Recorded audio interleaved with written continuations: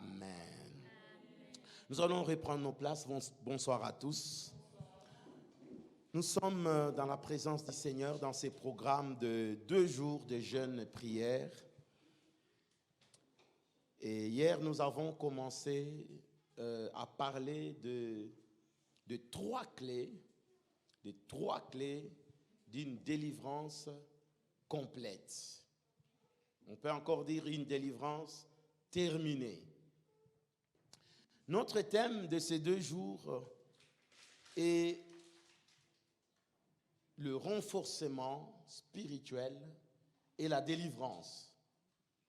L'objectif dans ces 2 jours de jeûne, c'est que le Seigneur nous équipe par son esprit, nous rende encore puissants, forts, parce que les défis sont grands. L'ennemi nous a défiés. La bataille est rude. En cette saison, nous avons besoin que le Seigneur nous équipe, que nous soyons plus forts que jamais. Alléluia. En même temps qu'il nous délivre de toute forme de captivité. Et c'est pour cela que nous avons commencé à parler de 3 clés pour une délivrance totale. Une délivrance complète, totale, une délivrance terminée. Alors, nous avons compris que beaucoup de chrétiens confondent le fait que les démons sont expulsés de leur corps, ou quand on chasse les démons, ils disent carrément que je suis délivré et c'est bon et c'est tout. Alléluia. Le fait que les démons ou les esprits impurs partent ou sortent des corps, ça fait partie de la délivrance, mais ce n'est pas toute la délivrance. C'est une étape, c'est une partie de la délivrance. Regardez le fou de Gadara. Il avait des légions de démons en lui. Quand le Seigneur arrive, il chasse ces légions de démons, il les délivre de cette emprise. La Bible nous parle que plus tard, il est venu s'asseoir à côté de Jésus pour écouter ses enseignements. Alléluia. Donc, la délivrance ne s'arrête pas à l'expulsion des démons. C'est pour cela qu'aujourd'hui, nous prenons les 3 clés. Hier, nous en avons parlé, nous avons cité les 2.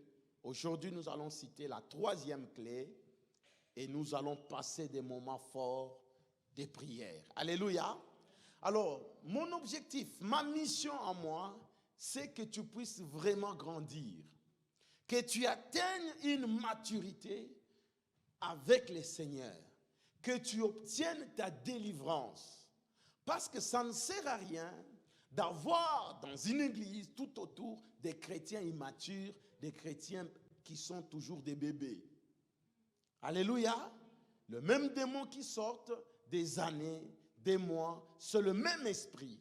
Parce que n'oubliez pas que quand un démon part, il peut revenir avec 7 autres de ses copains. Il peut les ramener, mais à une condition, que la maison soit accueillante aux démons. Si le même chrétien chez qui on a expulsé les esprits, les démons, les esprits impurs, va vivre toujours dans le même environnement des démons, il y aura rechute. Les démons vont revenir. Et cette fois-là, ça peut même être pire. C'est pourquoi nous remarquons de plus en plus, et surtout ici en Europe, lorsque les délivrances se passent, vous allez voir les gens chez qui on a mis du temps, on a fait la délivrance. Quand il y a rechute, vous vous étonnez.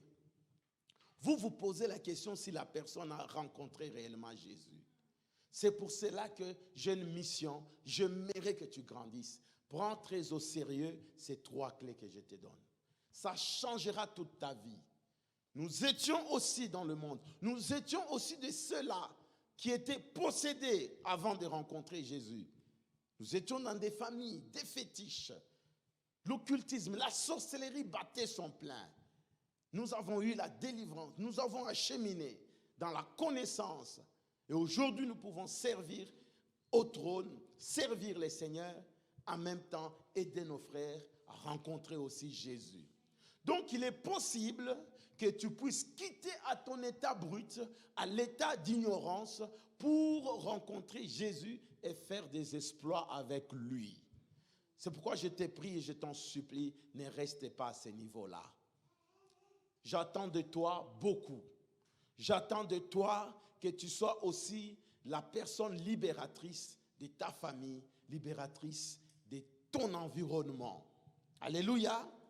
Nous attendons de vous, nous attendons de toi surtout, que tu gagnes les âmes, que tu puisses parler du Seigneur, que tu sois la personne par qui Dieu veut libérer des familles, libérer les nations. Alléluia. En d'autres termes, nous sommes libérés pour libérer aussi les autres. Donc tu es sauvé pour sauver.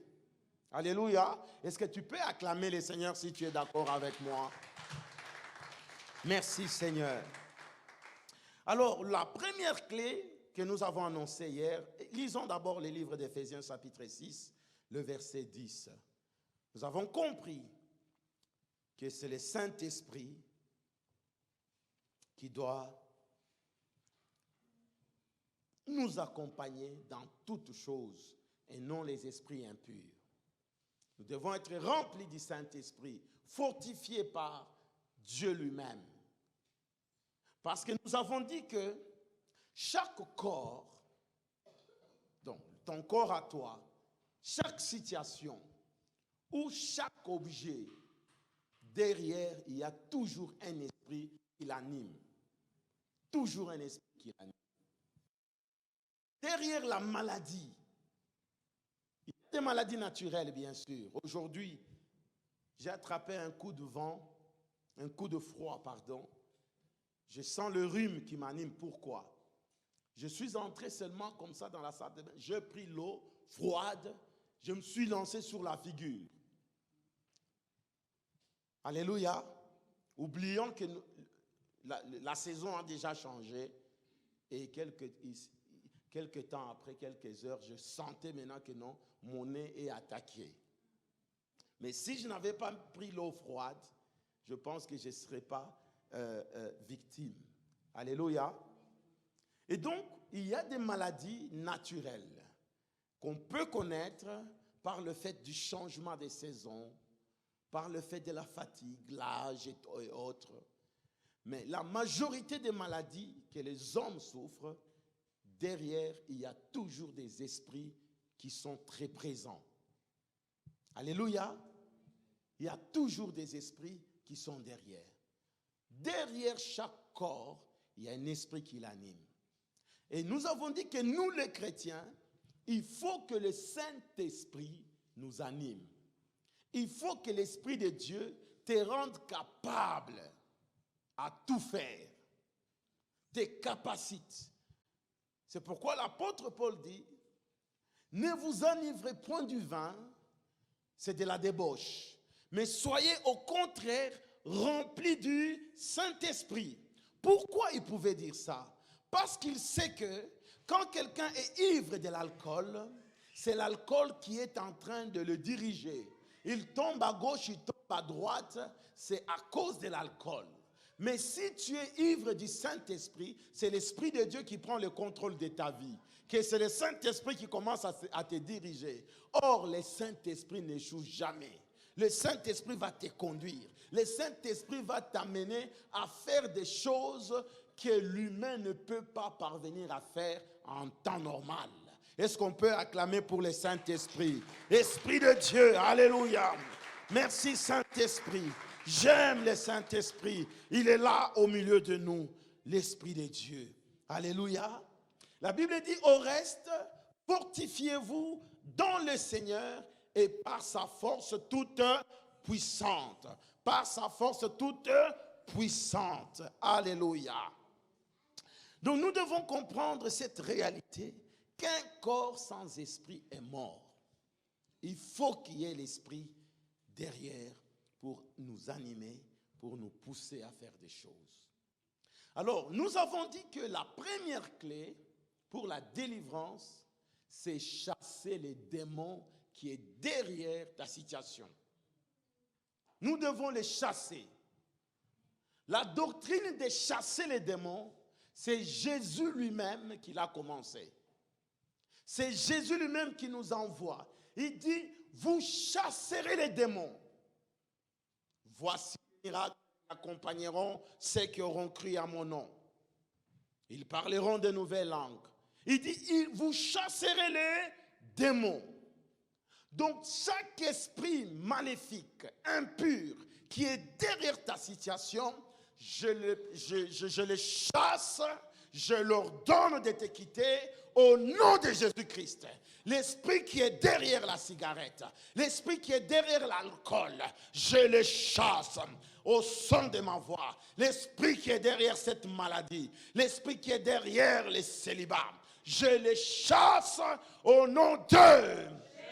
Qu'ils soient chassés de ta vie. L'esprit de pauvreté. Bien-aimé, c'est très important que nous puissions comprendre qu'il y a des réalités spirituelles que l'homme naturel ne peut pas comprendre. Les démons existent, les entités diaboliques existent.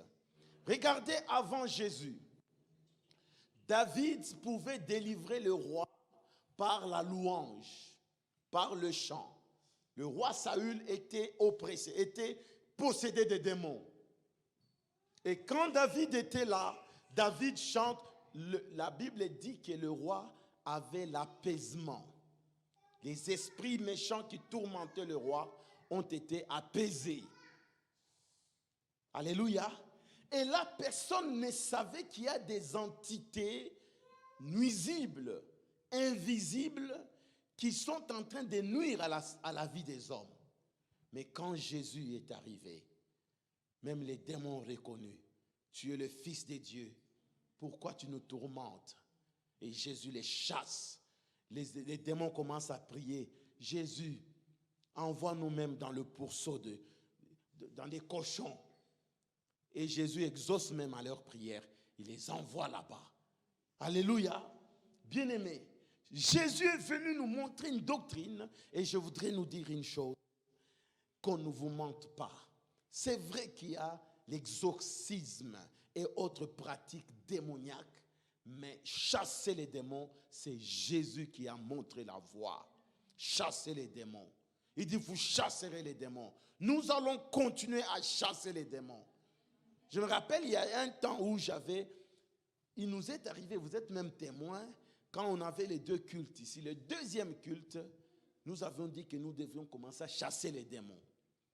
Les retours, oh pasteur, il y a tel qui était venu, il ne veut pas voir chasser les démons. Il y avait même une dame qu'on avait gagnée à l'évangélisation du 21 juillet. Cette dame est venue, enthousiasme. Elle arrive là-bas, elle assiste à la délivrance. Elle ouvre grandement les yeux, elle regarde. Mais c'est quoi ça? Je n'ai jamais vu. Depuis lors, elle n'est plus revenue à l'église. Et après, il y a une de nos sœurs qui est venue me rapporter que j'ai rencontré cette sœur. Elle a dit non, je n'ai jamais vu ça. J'ai peur de venir dans cette église parce que j'ai vu. Et là, quand j'entendais ça, j'ai dit, oh Seigneur, alors on ne chasse plus les démons. Ça décourage. Alléluia. Mais j'aimerais te dire, nous allons continuer à chasser. Parce que derrière chaque situation difficile, maléfique, les démons sont en train d'opérer. Sont en train d'amener les gens à pleurer.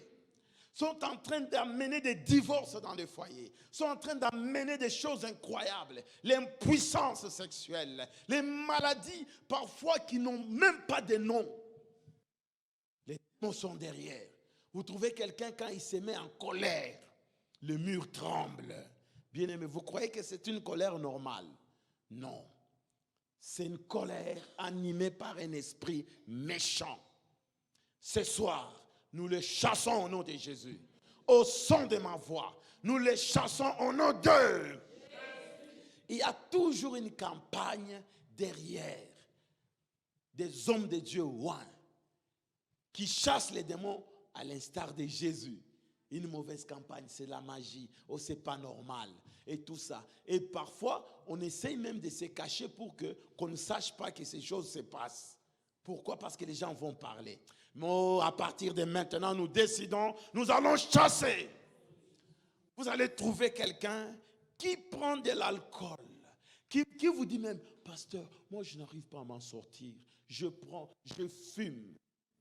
Et maintenant, quand vous commencez à chasser les démons, on commence à parler. Mais comment allons-nous délivrer une telle personne? Ce n'est pas par les médicaments de médecins. Ce n'est même pas par les conseils. Alléluia.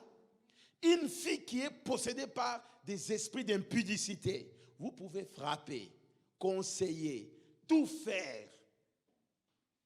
Alléluia. Elle va continuer dans cette vie sale parce que ce n'est pas elle, c'est un esprit qui est en elle. Alléluia. Nous devons comprendre, l'Église, nous devons grandir.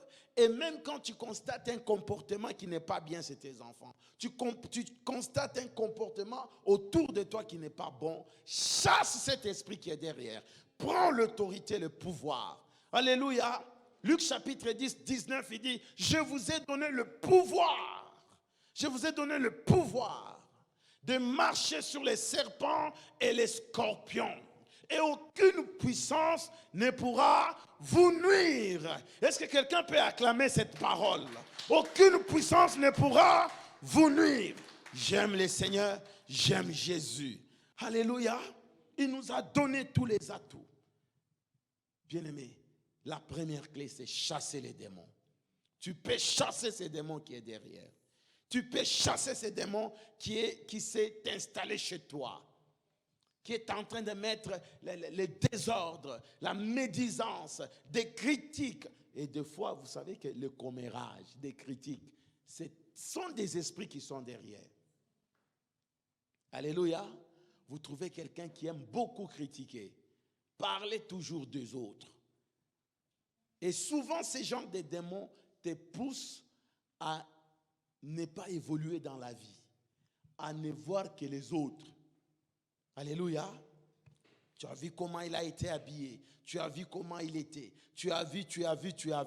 Parler que des autres. Et là, il y a comme un plaisir.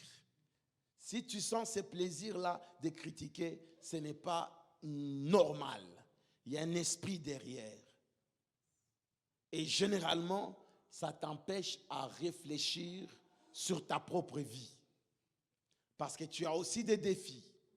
Tu as des choses et des questions qui doivent trouver des réponses. Et tu n'es pas la personne parfaite sur la terre. Et ces esprits vont te faire croire que tu es la personne la plus parfaite. Il n'y a que les autres qui ont des problèmes que tu dois juger. Tu dois montrer du doigt. Que ces esprits quittent l'église au nom de Jésus. Quittent les familles au nom de... Nous les chassons. Nous les chassons. Bien-aimés, tu constates chez les enfants, l'enfant qui commence à échouer, même des petites choses élémentaires. Bien-aimés, ne le mets pas à les blâmer. Chasse cet esprit qui est derrière. Cet esprit de paresse. Cet esprit de lourdeur. Chasse cela. Tu verras par après. Et les choses vont changer. Il y a toujours un esprit qui est derrière des situations, derrière les objets, derrière. On peut s'asseoir sur ton diplôme. Un démon peut venir prendre ton diplôme, s'asseoir dessus. Tu cherches du travail. Tu fais tout dans la vie, rien ne marche. Alléluia. J'ai un fils qui est médecin maintenant. Il est déjà venu ici une fois en Europe, il est en Afrique. Pendant qu'il terminait ses études universitaires, il lui restait la dernière année. Alors, il va se fiancer à une de nos filles spirituelles qui priait avec nous à l'époque. Et puis, il décide que juste après les études, dès qu'il a son diplôme de docteur, il se marie. Un de ses professeurs dit, toi, tant que je suis à la faculté de médecine, toi, tu ne seras jamais médecin. Un professeur lui dit ça. Lui croyait que c'était de la blague. La première année, ça n'a pas été. Deuxième année, troisième année. Maintenant, là, il croyait qu'ici, je jure par, je ne sais, même si on dit que je ne réussirai pas, ce n'est plus possible. Mais cette année-là, ça a été possible qu'il échoue. Mais bien aimé, il est venu. Il m'en parle. Sa fiancée qui était là. Tout ce qui bloque notre mariage, c'est qu'il fallait que je termine d'abord et puis on passe à cette étape. Mais maintenant, les choses se compliquent. Je lui dis non, docteur. Il est déjà venu une fois à l'église, il a même témoigné ici. Alléluia. Oui. Alors, je lui dis, on l'appelle docteur, viens, on va aller chercher Dieu à cause de ça. Abattu. Nous sommes allés chercher Dieu. On a commencé la prière à minuit. Nous sommes allés, nous allons prier, nous avons commencé à prier. Nous avons commencé à prier 1h du matin, 2h du matin. Bien-aimés, nous arrivons vers 4h. Nous sommes fatigués. Nous nous sommes dit, on va se reposer un moment et puis on va reprendre après.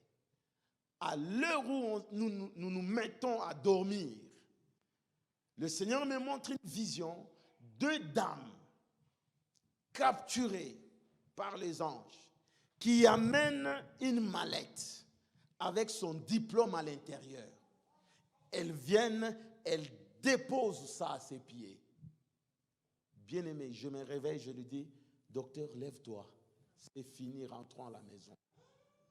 Je lui dis, c'est fini, rentrons à la maison, qu'il pleuve, qu'il neige, tu as déjà ton diplôme.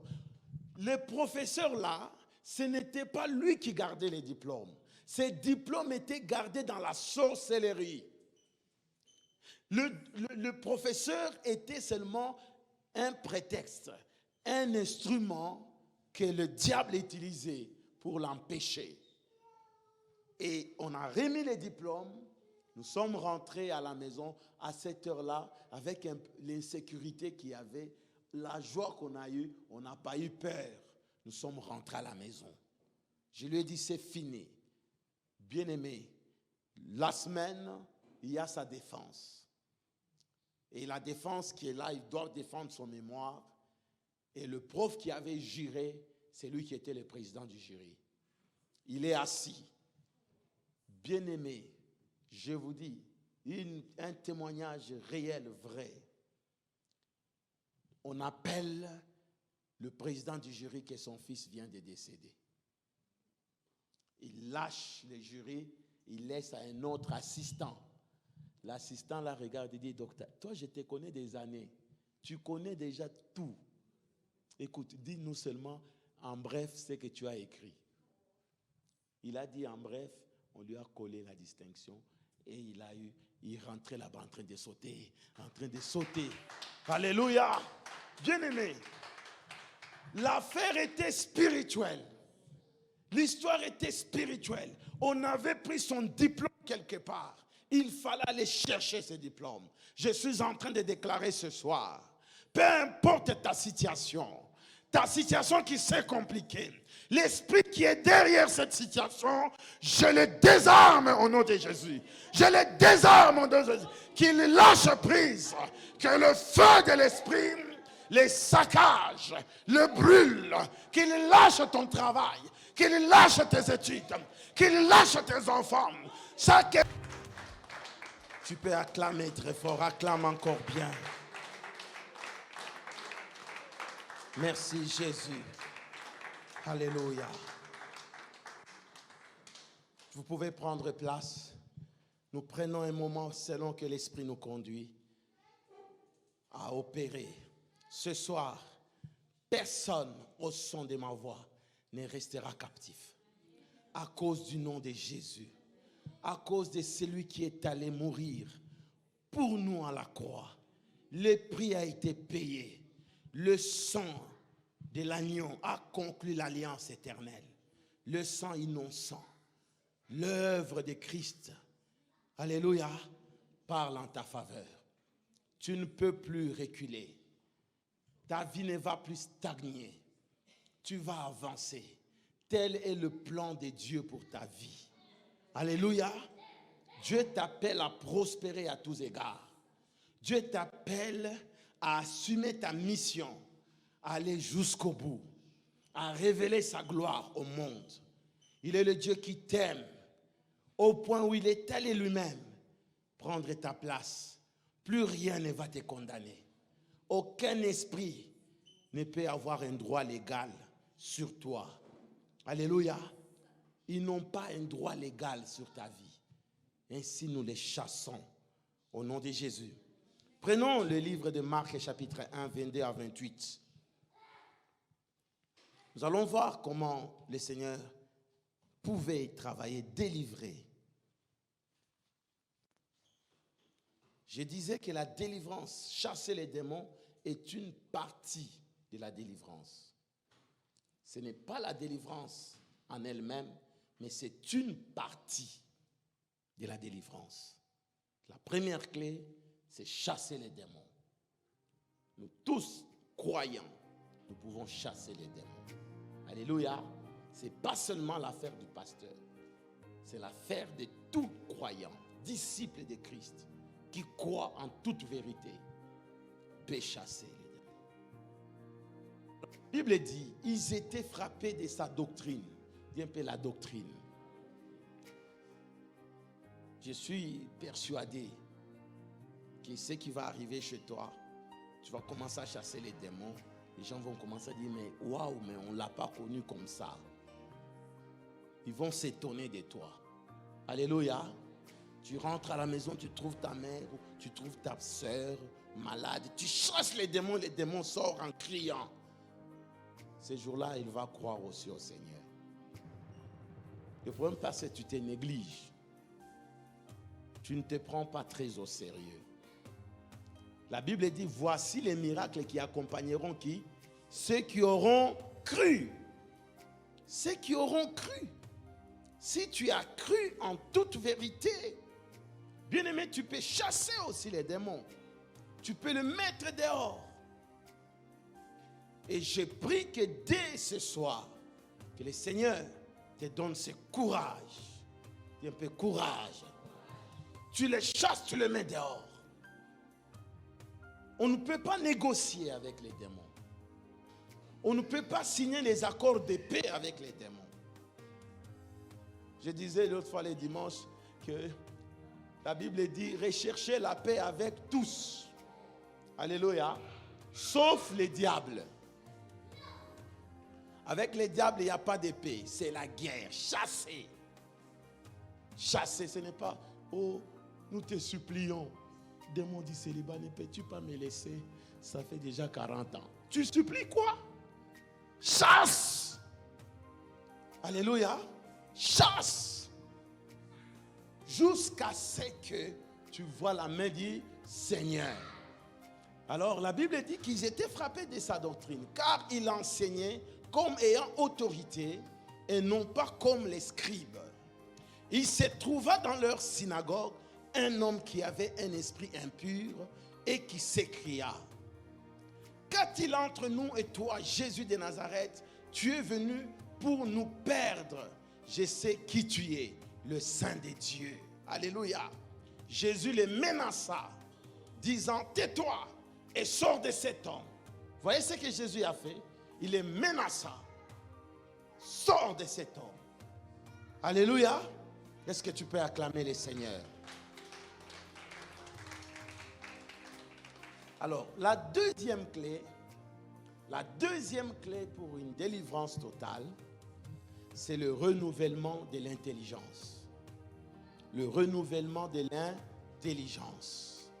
Romains chapitre 12, le verset 2. Hier, nous avons dit que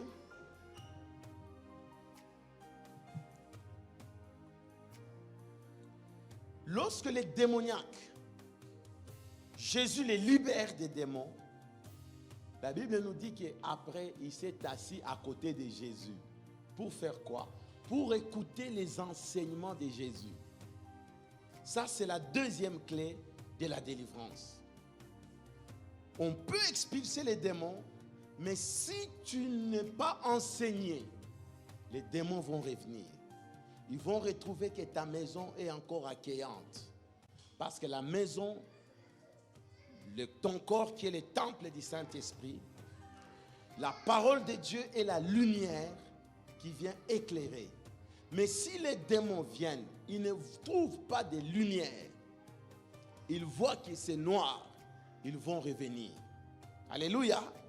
Si je dis éteignons toutes les lampes ici, bien-aimés, laissons la salle vide, tu vas trouver les insectes qui marchent.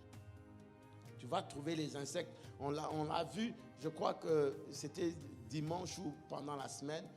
On entre, on allume, on a trouvé des petits insectes qui marchaient. Il fallait les écraser. Pourquoi? Parce qu'il n'y avait pas de lumière. Essaie une fois même chez toi. Tu vas voir tous les insectes qui sont cachés dans des trous. Quand il n'y a pas de lumière, ils peuvent circuler tranquilles. Et une vie qui n'a pas la parole de Dieu, David dit, ta parole est une lampe à mes pieds. Donc si tu n'as pas l'enseignement en toi qui éclaire ta vie, les démons vont revenir. La deuxième phase, la deuxième clé, c'est l'enseignement. Je vous ai dit hier qu'à un certain moment, c'était frustrant de voir la même personne vous chasser les démons. Lundi, mardi, 2 mois après, encore le même démon. Tu te dis, Seigneur, qu'est-ce qui se passe? C'est ainsi que le Seigneur m'a dit, il enseigne. C'est comme ça que j'ai développé l'enseignement. Parce qu'avec l'enseignement, on peut être libéré sans même qu'on chasse. Alléluia. L'enseignement va faire que tu peux même, quand tu apprends beaucoup du Seigneur, le principe, tu vas être délivré même quand on ne les a pas chassés. Alléluia. Je prends exemple sur l'enseignement à propos de l'immoralité sexuelle. Vous savez pourquoi beaucoup de gens tombent dans ce genre de pratiques? C'est parce qu'ils ne savent pas que quand on s'accouple, il y a 3 choses qui interviennent. Il y a le corps physique, il y a l'âme, c'est-à-dire les sentiments, les émotions. L'âme, c'est le siège de qui? Des émotions. C'est là où il y a la vie. Et il y a aussi une dimension spirituelle. Alléluia. Parce que tu ne peux pas t'imaginer que c'est au cours de cet acte qu'un être humain peut quitter le ciel et naître. Pendant ce temps-là, l'être humain quitte le ciel, vient entrer dans les entrailles de la maman. 3 choses qui interviennent à ce sujet. Mais maintenant, imagine que quelqu'un, non seulement, ça c'est un aspect assez, je peux dire, spirituel, mais même physiquement, dans la médecine, il y a contamination des maladies. Des sida, maladies sexuellement transmissibles. Alors, lorsque quelqu'un est enseigné à ces sujets, même s'il y a un esprit d'impudicité devant lui, alléluia, il ne tombera pas parce qu'il est enseigné. Parce qu'il sait que cet acte ici va m'amener à la mort. Alors l'esprit d'impudicité va attendre que tu tombes dans l'impudicité, il va se fatiguer. Et qu'est-ce qu'il va faire? Il va plier ses bagages et partir. Il y a un peu la connaissance. La connaissance est une puissance. Il y a quelqu'un qui disait que, c'était des Russes, l'URSS à l'époque, il disait que laissez-nous seulement vos enfants à bas âge, moins de 5 ans. Nous allons leur enseigner et nous allons changer tout un pays. Vous imaginez? Dit un peu l'enseignement. Aujourd'hui, je crois qu'il y a des gens qui ne te reconnaissent pas. Parce que le toi d'hier et d'aujourd'hui, tu es différent. Alléluia. Ils disent, mais qu'est-ce que tu vas chercher à Julie? Qu'est-ce qu'on vous apprend? Il y a même un papa dans la ville qui disait, on vous fait du nettoyage, lavage, quoi? Lavage des cerveaux. Non, c'est la doctrine de Christ. Alléluia. Si vous voulez changer un brigand, il faut changer son cœur. Or, la connaissance de Christ change quelqu'un. Le temps me manque pour donner mon témoignage. Je ne suis pas né pasteur. Alléluia. Nous étions parmi les gens qui étaient têtus dans des choses. Vous, pourquoi vous priez? Est-ce que vous savez nous prouver que Dieu existe? Mais aujourd'hui, nous sommes en train de forcer. Mais crois seulement au Seigneur. Viens à Christ. Alléluia. La prédication de la croix est une puissance pour tous ceux qui croient et la folie pour les autres. Alléluia. Est-ce que tu peux acclamer le Seigneur? La connaissance. La Bible dit, nous sommes dans le livre de Romains chapitre 12, le verset 2. Ne vous conformez pas au siècle présent, mais soyez transformés par le renouvellement de l'intelligence, afin que vous discerniez quelle est la volonté de Dieu, ce qui est bon, agréable et parfait. Soyez transformés. Quand on a chassé les démons, il faut apprendre. Il faut un temps pour connaître les principes du royaume, connaître la pensée, connaître la volonté de Dieu. C'est pour ça, mes bien-aimés, le diable sait cela. Il sait que quand tu ne viens pas à l'église, tu n'apprends rien. Tu n'évolueras pas. Ainsi, il va mettre des blocages, un peu blocage. Il va mettre la lourdeur. Frère, quand on ne te voit pas venir à l'église, je suis trop occupé. Or, c'est ici que nous apprenons des principes de vie. Nous apprenons comment marcher dans le royaume. La connaissance. La Bible dit dans Osée 4 et 6 que mon peuple périt faute de connaissance. Alléluia. Est-ce qu'on a dit que faute du diable, faute de connaissance? Si tu as la connaissance, tu as tout. Regardez quand nous allons consulter les médecins. Nous leur faisons confiance qu'ils puissent t'opérer. Ils ouvrent tout le ventre. Tu n'as même pas besoin de lui poser la question, mais médecin, est-ce que tu avais réussi avec distinction ou tu n'as pas besoin de lui poser cette question avant qu'il t'opère. Montre-moi un peu ton diplôme pour que je sois sûr. Le fait seulement qu'il soit en blouson, écrit docteur tel, on dit non, il a la connaissance, il va faire bien son job. Alléluia. Et vous allez voir même la tête du médecin là, avec ses petites lunettes, vous allez voir que non, il connaît. Pas seulement l'apparence, vous regardez, avec ses petites lunettes, il te parle posément, il t'explique, il te montre que non, voilà, il y a telle chose qui s'est intercalée à tel niveau. Nous devons faire cette opération, c'est très utile. Et tu ne peux pas dépasser autant de jours, sinon ça risque de créer ceci et cela.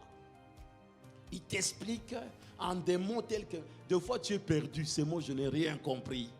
Mais il t'explique parce qu'il a la connaissance, dis un peu la connaissance. Dans n'importe quel domaine, tu vois chez un avocat, il va te dire, bon ça va, nous savons quel article on va utiliser. Il y a telle disposition qui dit ça, ça et ça. Combien de gens se sentent en sécurité quand il prend un avocat? Il dit, vous jouez de moi, je prends mon avocat. Pourquoi? Parce que l'avocat va trouver la bonne disposition qui va te défendre et tu vas gagner. Dis un peu la connaissance. Nous aussi, en tant qu'enfants de Dieu, nous devons avoir la connaissance de notre Dieu.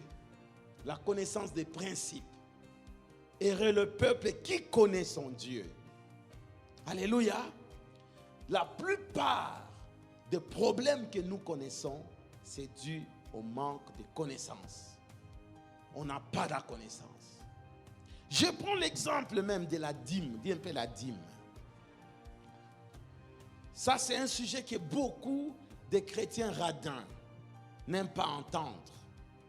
La dîme, ce n'est pas quelque chose où les gens disent que c'est de l'Ancien Testament, l'Ancienne Alliance. C'est Abraham qui n'est pas de l'Ancienne Alliance qui a commencé cette affaire. La dîme. Maintenant, imaginez qu'il y a un esprit de pauvreté qu'on appelle dévoreur. Viens dans ta maison, il dévore, tu as de l'argent, Mais l'argent termine comme ça. Il y a des gens, quand il a l'argent, c'est comme s'il avait 4 mains qui dépensent. Ça part, ça part. Mais tu ne te poses pas la question, mais qu'est-ce qui se passe derrière? Le dévoreur est bel et bien là. Comment chasser les dévoreurs? La parole de Dieu est claire. Nous sommes dans Malachie 3. La parole de Dieu dit, vous me volez par des dîmes, par des offrandes. Voilà pourquoi vous êtes frappés de la malédiction. Dieu continue, il dit, mettez-moi de la sorte à l'épreuve. Apportez vos dîmes, vos offrandes dans ma maison pour qu'il ne manque point du pain, de la nourriture dans ma maison. Faites cela. Mettez-moi de la sorte à l'épreuve afin que j'ouvre les écluses des cieux pour vous. Et il continue, il dit, pour vous je menacerai les dévoreurs. Bien-aimé, si tu veux menacer la pauvreté, c'est la dîme. Si tu veux que Dieu menace les dévoreurs, c'est la dîme. Alléluia. Nous avons un témoignage dans l'église. Une de nos sœurs qui avait une dette, je ne sais pas, de 10 000 euros comme ça. Plus même. Je lui ai dit, tu vas devoir témoigner. Fidèle dans les dîmes. J'aime ce jour-là quand elle me téléphone pour dire, Pasteur Steve, on a une réunion. Dans cette réunion, on a décidé qu'on supprime 9 000 euros. Et elle a sursauté. Fidélité dans la dîme. 9 000 euros, tu ne vas plus payer. Alléluia. Dis un peu dévoreur. Je chasse tout dévoreur de ta maison. Maintenant, si tu n'as pas la connaissance, tu vas sombrer dans les soucis. Dis un peu soucis. Or, la Bible dit, ne vous mettez pas dans les soucis. Mais tout le temps, faites connaître vos besoins par des prières. Maintenant, quand tu te mets en souci, n'est-ce pas, tu pêches? Dis un peu, je pêche quand je suis en souci. Seigneur, pardonne-moi. Les soucis, c'est un péché. Il dit, ne vous souciez de rien. Ça, c'est la parole de Dieu. Maintenant, quand tu te mets en souci, tu crois que c'est ce qui va amener Dieu à faire des choses? Non. Dieu dit, ne vous inquiétez de rien. Mais en tout temps, faites connaître vos besoins à Dieu. Je voudrais dire à quelqu'un qui est dans les soucis, bien-aimé, Dieu connaît ton problème. Dieu connaît ta situation. Dieu peut te consoler. Arrête de t'inquiéter. Alléluia. Notre Père connaît toutes choses. Reste dans la louange. Reste dans les actions de grâce. Reste en lui disant merci Seigneur. Je sais que tu vas donner la solution. D'ailleurs, quand tu t'inquiètes, la situation ne changera pas. L'inquiétude ne peut jamais changer une situation, à part empirer encore. Alléluia. Maintenant, quand tu es dans les inquiétudes, ça va te créer ce qu'on appelle quoi? Les maladies du cœur. Tu vas avoir des problèmes au niveau du cœur, cardiaque. J'ai des problèmes, le cœur commence à gonfler. Tout ça, parce que s'inquiéter, c'est mauvais. Ça engendre des maladies. Mais n'oublie pas, il y a encore les promesses pour les maladies. Il y a encore un travail qui a été fait. Il dit que c'est par le meurtrissure de Christ que tu as été guéri. Je déclare, tous ceux qui sont malades maintenant, soyez guéris. Recevez votre guérison. Recevez votre guérison au nom de... C'est la parole de Dieu. Avant que tu ailles voir le médecin, prie d'abord. Réclame ta guérison. Tout ça, c'est la connaissance. Dis la connaissance. Dis la connaissance. Oui. Dans la connaissance, la Bible dit, il n'y aura ni femme stérile, ni femme qui n'enfante pas dans ma famille. Alléluia. Bon, une autre connaissance encore. Tu es célibataire. Quelle est la connaissance que tu dois savoir? Dieu a dit que l'homme quittera. Alléluia. Et s'attachera à sa femme, les deux se feront une seule chair. Tu peux réclamer à Dieu que, mais comment moi je suis seul? Que Dieu t'envoie maintenant ton double. Que Dieu t'envoie ton conjoint, ta conjointe, au nom d'eux. Montre-lui le verset. Montre-lui, mais Seigneur, pourquoi je suis seul? Est-ce qu'il est bon qu'il soit seul? Bon, si tu es la sœur, tu peux dire, là où il est, il ne faut pas qu'il soit seul. Je suis là, qu'il vienne. Alléluia. Il n'est pas bon que l'homme soit seul. Ton monsieur, il est là. Alors dis, Seigneur, je brise toute frontière. Je brise tout blocage. Je libère le chemin qu'il vienne. Parce qu'il ne doit pas être seul. J'appelle l'homme qu'il me faut. Oh là là là là. Je suis en train de l'appeler par la foi. Je sais que la foi, c'est croire dans l'invisible. La démontrer ce qui paraît invisible, les amener pour qu'il soit visible. J'appelle ce mariage. J'appelle ce travail. Je l'appelle au nom de... Quelle connaissance encore? Le travail. La Bible dit le travail est le précieux trésor que Dieu donne à l'homme. Dis un peu le travail. Que Dieu te donne un bon travail. Qu'il te donne la promotion. Qu'il te donne à réussir. Que toutes tes entreprises soient bénies et réussissent au nom d'eux. Est-ce que tu peux acclamer le roi de gloire? Alléluia. J'aime le Seigneur. J'aime le Seigneur. Tout ce que tu dois faire, mes bien-aimés, c'est de renouveler ton intelligence. Savoir ce que Dieu t'a dit. Changer ta manière de voir les choses. Parfois nous avons, oh, le grand-père avait dit ceci. Dans notre village, il a été dit ceci. Alléluia. Mais ça, ce sont des hommes. Mais la parole de Dieu est éternelle. Toute chose passera. Mais la parole de Dieu ne passera pas. Alléluia. Il y a même un chant comme ça. Hein? C'est... Voilà, chantons un peu. Non, la parole de Dieu jamais ne passera. Non, non, non. Chantons un peu nous tous. On peut chanter. La parole de Dieu jamais ne passera.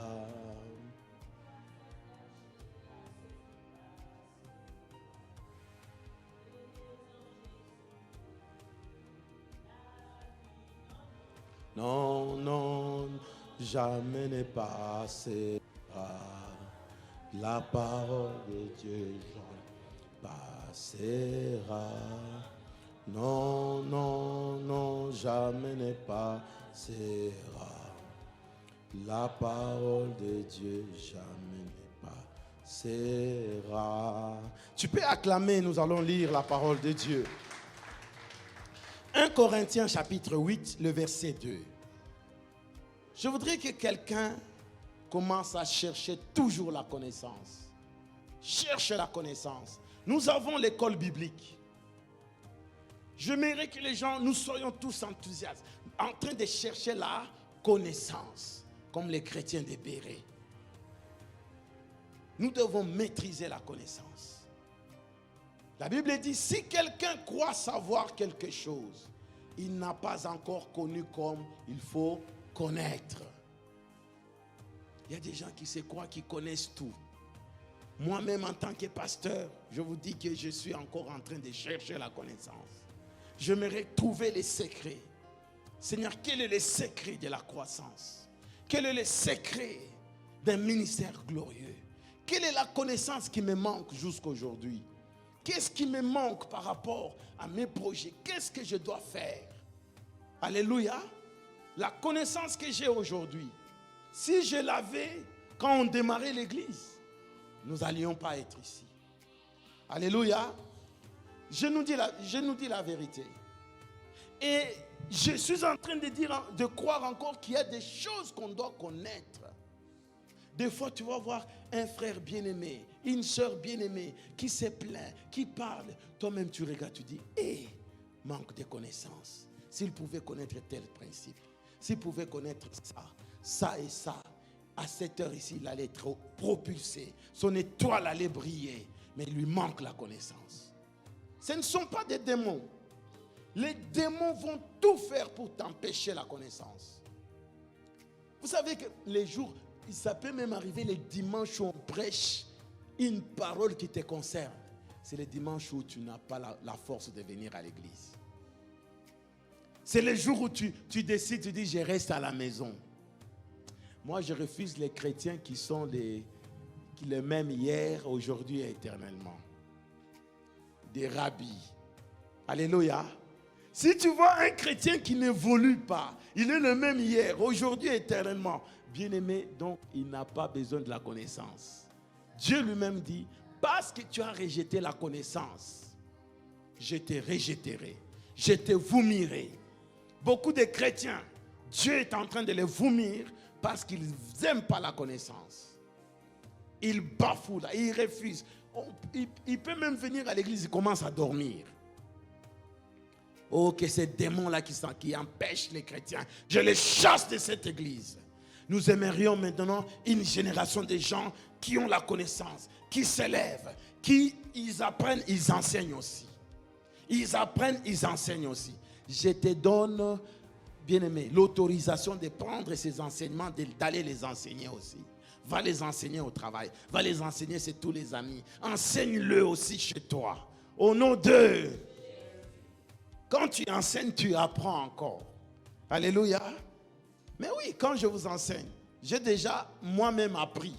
Et je viens vous enseigner. Donc j'apprends doublement. J'ai eu le temps de lire, de comprendre, pour venir vous faire comprendre aussi. Et c'est comme ça la connaissance. Que Dieu te donne l'esprit de connaissance. Au nom de... Maintenant regarde les derniers versets. Actes chapitre 2, 42. Et puis je vais te donner la troisième clé avant de prier. Actes chapitre 2, le verset 42. Le chrétien qui priait, qui apprenait de manière continuelle. Tu ne dois pas t'arrêter. Ah, ça je connais. Oh, moi ceci, c'est là. Non, non, bien aimé. La connaissance est continuelle. Regardez même dans la vie. Même si tu as fait toute l'université, tu verras toujours qu'il y a des choses que tu dois retourner apprendre. On peut appeler ça le recyclage. Revenez, on va vous recycler. Et quand vous arrivez, regardez les informaticiens. Les anciens, il y a 5 ans ou 10 ans, qui ont appris l'informatique. Bien aimés, aujourd'hui là, ils ne connaissent plus rien. Il faut recycler leurs connaissances. Il faut changer des choses. Alors qu'ils avaient la connaissance il y a 5 ans. Dis un peu, je dois me recycler. Je dois apprendre continuellement. La Bible dit, ils persévéraient dans l'enseignement des apôtres, dans la communion fraternelle, dans la fraction des pains et dans le prière. Ils persévéraient, ils continuaient à être enseignés. Alléluia. Ne sois jamais fatigué. Au fur et à mesure que tu viens apprendre, c'est pour cela que je t'avais enseigné il y a 2 ans, 3 ans. Est-ce que maintenant c'est la même chose? Pour ceux qui connaissent leur papa, ils savent que non, mon papa a évolué. Est-ce que j'ai évolué? Dites-moi la vérité. Est-ce que j'ai évolué? Ah, acclamez un peu le Seigneur. Je suis content. Alléluia. Je me rappelle au début, quand on démarrait l'église, tu termines à prêcher comme ça. On dit, pasteur, viens, on va te poser la question. On te pose la question. Tu as dit ça, ça, ça. Donc tu commences à trembler. Alléluia.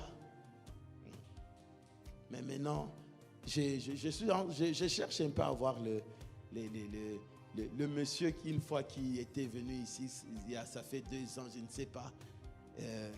Je ne sais pas où est-ce qu'il est. Un jour, on termine le culte, il était midi quart au lieu de midi pile. Il me regarde et dit, ça a été long, mais tu es un fin orateur. Je suis vraiment béni, mais je vais quand même manger. Et là, j'étais content qu'il m'ait donné quand même Alléluia. Ah. C'est un vieux papa, ça se voit que c'était un directeur ou ses lunettes, il me suivait très attentivement. Et à la fin, quand il me jette ses compliments, j'étais vraiment comme quelqu'un qui a reçu de l'or. Alléluia. Troisième clé, on va finir par là. Troisième clé pour une délivrance, une délivrance totale, c'est la discipline des principes. La discipline spirituelle, pardon.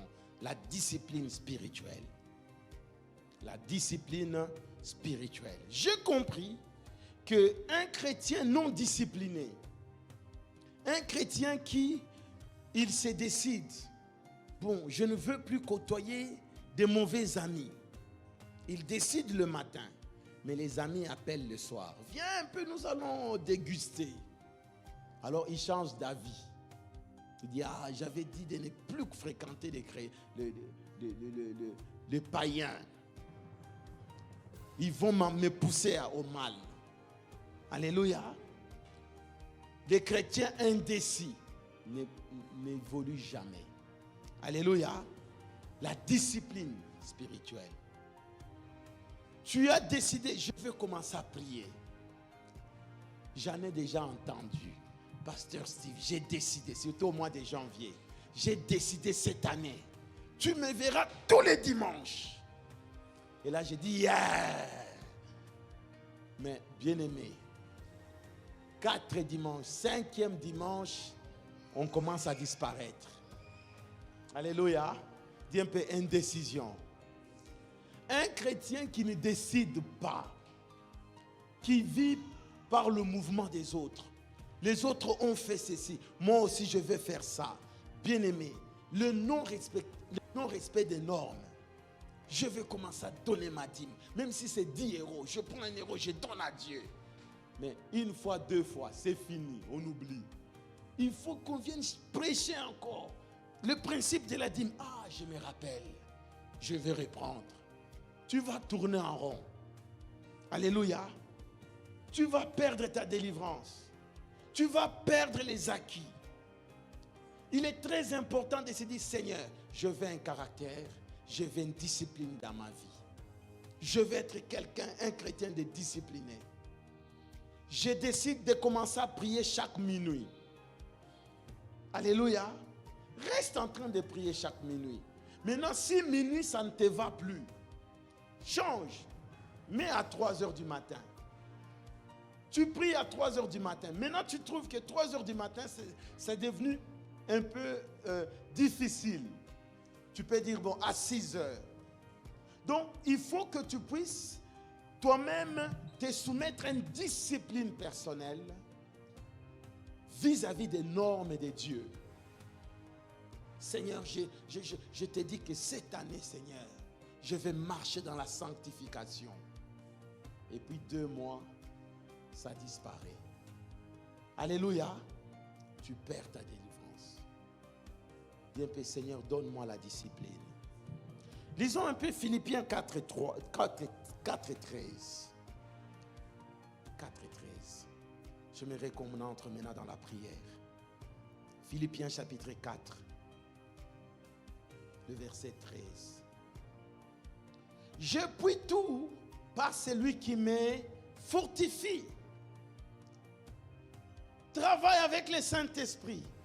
Dis au Saint-Esprit, capacite-moi. Tu es capable de prier chaque minuit. Tu es capable. Alléluia. Tu es capable de pardonner. Tu es capable de dire non à tel ami.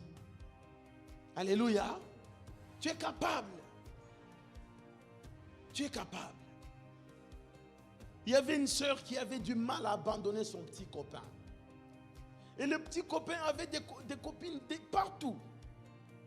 Mais le pasteur, quand je décide que je l'abandonne, c'est alors que il entre. Et je ne sais plus maintenant dire non. Qu'est-ce que je vais faire? J'ai dit ici, si toi tu n'es pas discipliné, personne d'autre ne va les chasser. Oh pasteur, prie que le Saint-Esprit les chasse. Prie qu'il puisse lui-même se dégoûter de moi. Non, non, tu as ta part. Un peu, j'ai ma part. Alors, en me disant, moi je n'avais rien à faire. J'ai dit non, tu dois faire un effort. Tu sais toi-même son état d'âme spirituel, qu'il est en train de détruire ta vie. Maintenant, tu ne sais pas dire non. Pourquoi? Donc, tu veux bien. Alléluia. Là, le pasteur, quelle prière on va encore faire? il n'y a pas de prière possible. Dis un peu, je vais décider et je vais accomplir. Donc ce qu'on dit et ce qu'on fait est différent. Là, il y a un problème. Je suis en train de prier que le Seigneur nous donne des vrais disciples. Un disciple, c'est quelqu'un qui est discipliné. Alléluia. Lisons les derniers passages. Philippiens 3, 12 à 16. Et là, nous allons entrer dans une grande tourbillon de prières où tu vas vraiment obtenir ta délivrance. Nous avons des anges qui sont là, sont en train de toucher. Ce n'est pas que j'ai déjà remporté le prix ou j'ai déjà atteint la perfection, mais je cours pour tâcher de le saisir, puisque moi aussi, j'ai été saisi par Jésus-Christ. Frère, je ne pense pas l'avoir saisi, mais j'ai fait une chose, oubliant ce qui est en arrière et me portant vers ce qui est en avant.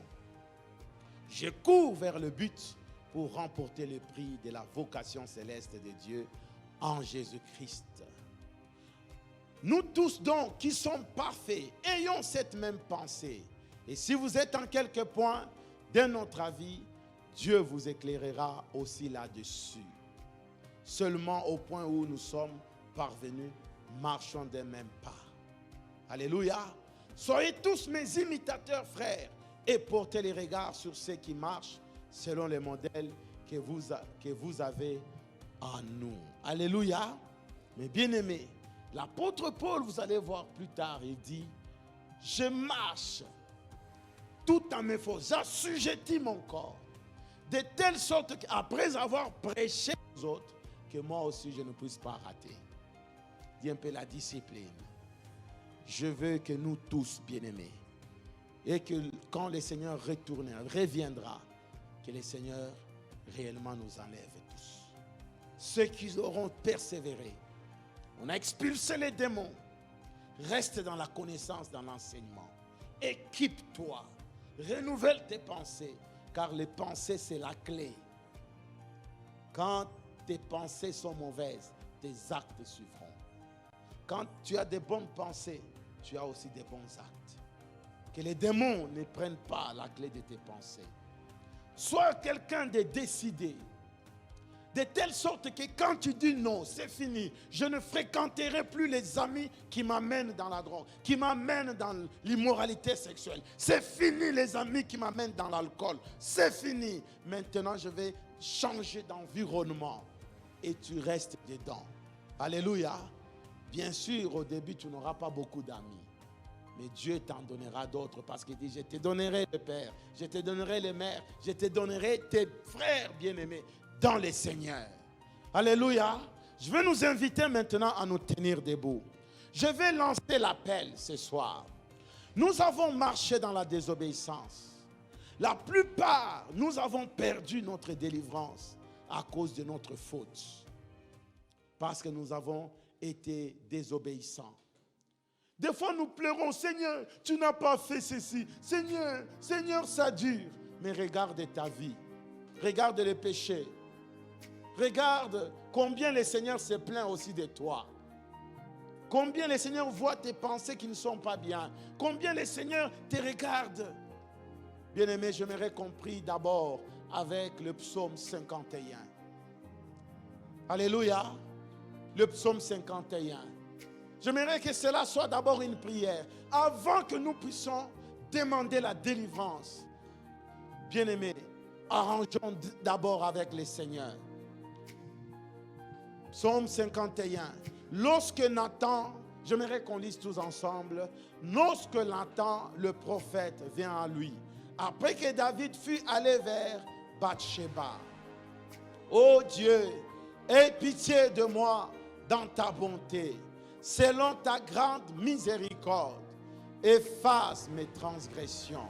Efface mes transgressions. Lave-moi complètement de mon iniquité. Purifie-moi de mon péché. Car je connais mes transgressions et mon péché est constamment devant moi.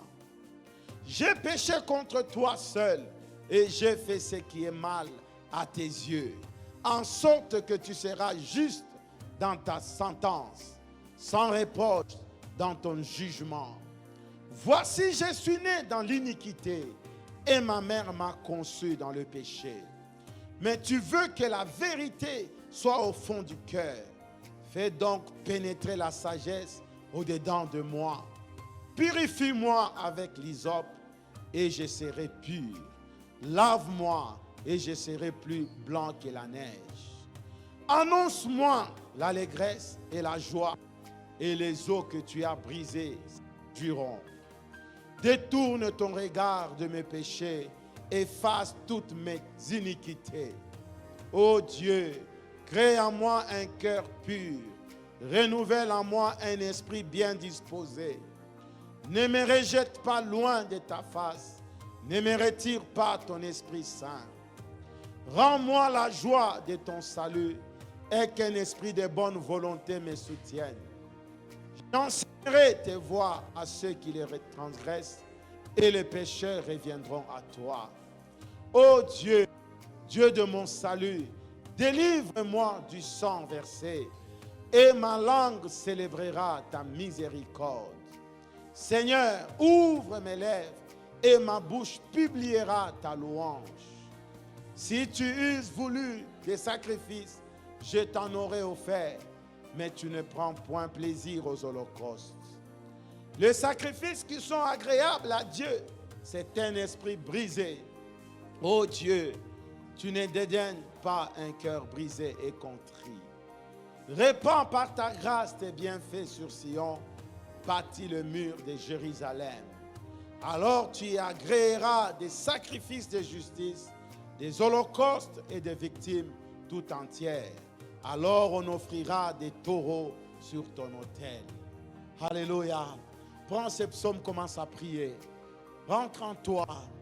Dis à Dieu, j'ai joué, j'ai péché, je n'ai pas fait ta volonté. Seigneur, apprends-moi, purifie-moi. Parlons, Seigneur, élevons nos voix, prions ensemble.